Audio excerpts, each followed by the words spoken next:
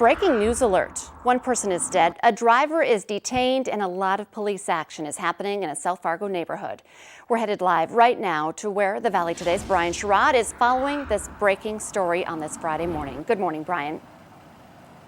And good morning, Lisa. The newest information we can give you right now is that the 3100 block of 28th Street South is now reopened, so people can travel through there. It was closed for over 2 hours, and if people lived over here, they either had to find a way around or had to ask law enforcement for permission to pretty much get through. You know, there was a large police presence, but even though they're not here now, it doesn't mean that the investigation is not still ongoing, because like you just mentioned, a pedestrian was killed in a crash, and a driver has been detained at this time. We still don't have any names of the pedestrian involved or the driver involved or anything of that right now. We're still digging in to get that information, but we can tell you we're still aiming to get that. We also want to let you know that you can find this area located right by the Ed Clapp Elementary or across the street from Essentia Health. Again, this is reopened, so cars can travel through this area as of now. It's an ongoing investigation. We will update you as we get more and as we dig to get more information as well. And stay, with Valley News Live on air, and also have that VNL News app handy for the latest updates on that breaking story. Thank you, Brian. Also breaking this morning, a man is in jail after police say he threatened someone with a machete. They were called around 9 last night to the 1900 block of 1st Avenue South. Then a second call came in about someone stabbing trees with a knife just about 4 blocks away from that area. Officers arrested 38-year-old Thomas Boswell of Bemidji for assault and criminal damage to property. Police say the person who was threatened was not hurt. Minnesota Governor Tim Walz is set to announce on Monday whether he will extend the state's 4-week pause.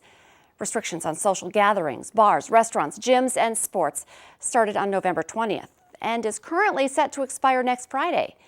Meanwhile, House Republicans sent a letter to the governor's office urging him to reopen gyms and fitness centers next week. A group in Minnesota isn't waiting, however. They're urging businesses across the state to reopen, violating the governor's executive order in the process. The Reopen Minnesota Coalition has seen a resurgence since Governor Walz announced the 14-day shutdown. The group reaches out to businesses across the state and works with them towards reopening. They even have a GoFundMe account set up to cover legal expenses that the businesses may run into. The Boardwalk Bar and Grill in East Grand Forks was part of this movement. And a spokesman for the group says they have over 100 businesses on board, including some others from Ottertail and Clay counties. They are keeping those businesses secret for now to avoid action from the state attorney general. We don't want him to be able to proactively undercut our efforts. He can react after the fact, and we welcome him to try. The first phase of their mass reopening is scheduled for December 16th.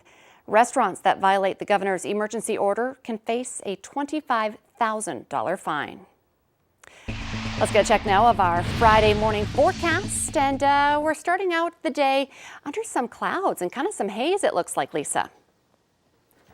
Yeah, we're looking at conditions that are foggy in places, and it's gotten worse in Fargo by a little bit. Now, I'm zoomed in on downtown, so it looks worse than it is. Visibility in general is okay, but this is the first we've seen the visibility really drop as much as it has for those buildings in downtown Fargo, getting hard to kind of make out the tops of the buildings right now. So just an overall lowering here in our visibility with those low clouds hanging here in the valley. So something to be aware of. It's not just here in Fargo and Moorhead. We're talking about the entire valley, seeing some overcast skies, and in some cases those clouds are near the surface. And we're talking about out west in Carrington and Candu, where visibility is less than a mile.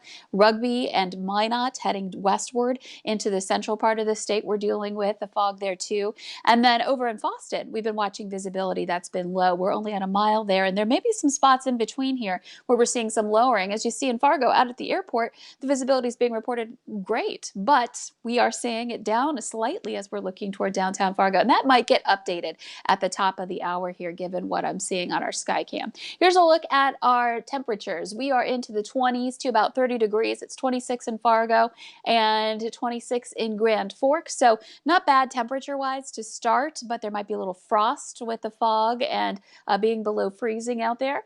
And the cloud cover hangs around here today. We're looking at mostly cloudy skies now and into the afternoon, though I'm hopeful hopeful that we'll see some breaks in parts of the valley with the sun peeking through, but overall another cloudier day here today. Temperatures do not rise much. We're looking at out at the bus stop this morning, those 20s to start. Heading home, some of us still in the 20s. In Fargo, we're looking at about 31 degrees this afternoon. So a big change here from the 50s we had earlier this week. The wind out of the northeast and not too strong here for today. This weekend, we'll see temperatures kind of more of the same, some upper 20s to about 30. Saturday, maybe a little more on the cloudy side again. And Sunday features a chance for some snow returning. It should be scattered to isolated as a cold front moves through, but still something to watch out for if you've got some travel plans on Sunday. And we'll, of course, keep you updated as it gets closer. Thank you, Lisa. A coronavirus vaccine is on the verge of being approved in the U.S. An FDA advisory committee voted to endorse Pfizer's vaccine for emergency use. The agency is expected to move quickly to make it widely available.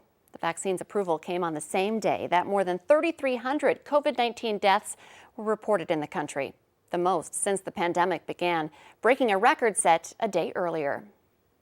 COVID-19 vaccine prep kits are now on the way to hospitals around the country with the help of UPS. The kits have syringes, masks, and visors, sanitizer, a diluting agent that must be used to administer the vaccine, and vaccination record cards. They're the first of a three-part delivery process. The second delivery will be the vaccine, and the last shipment will include dry ice for vaccine sites that need super cold storage. A Grand Forks lawmaker and 3 legislative staff members have tested positive for COVID-19 following an organizational session last week. Senator Ray Holmberg tested positive on Tuesday. He says contact tracers sourced the onset of the virus back to last Tuesday or Wednesday, which were the first and second days of those legislative organizational session days. That's the only place it could have been, because otherwise I haven't been anywhere. No one's going to convince me it didn't come from there. Legislative council leaders say 3 legislative staff members have also tested positive. They say the timing is more than coincidental. When asked whether those COVID-19 cases could be traced back to that 3-day organizational session. The pandemic is causing a drastic drop in students' grades across the valley.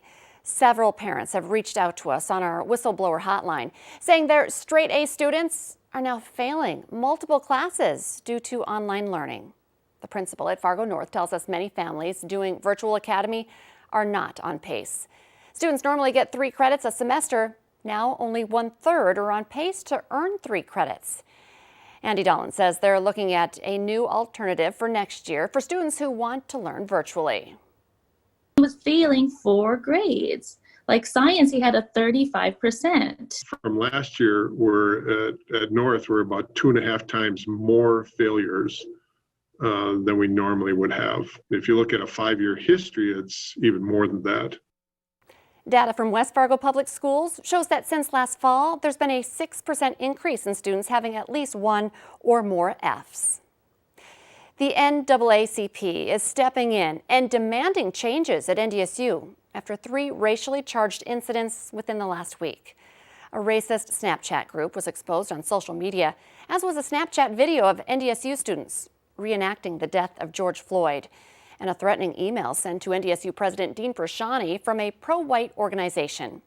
Both the North Dakota chapter of the NAACP and NDSU's Black Lives Matter group are demanding Prashani meet with leaders of local civil rights organizations. They claim he recently declined any kind of meeting. They're also asking NDSU to organize an NAACP college chapter and invite students of color to sit on the Inclusion Committee and Office of Equity. NDSU released a statement saying its task force is working rapidly to identify strategies. 17 states, including North Dakota, are now supporting the bid out of Texas to reverse the 2020 presidential election. The lawsuit comes a day after the Attorney General in Texas asked the U.S. Supreme Court for permission to sue Georgia, Michigan, Pennsylvania, and Wisconsin, all of which Joe Biden won over their voting processes. Minnesota's Attorney General is joining the coalition of 23 attorneys general, urging the Supreme Court to reject this out of Texas. Police are looking for a person they believe is involved in the murder at the Budget Inn Motel in Grand Forks. Here's who they're looking for. He's 28-year-old Vincent Villarreal. He was seen leaving the area last weekend on foot, heading south. Call Grand Forks Police if you have any information. An autopsy will be done to determine the exact cause of a woman's death whose body was recovered along the banks of the Cheyenne River in West Fargo.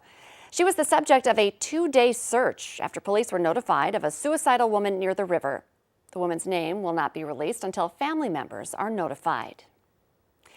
Trying to get your hands on a Christmas tree might be tougher than you might think this season.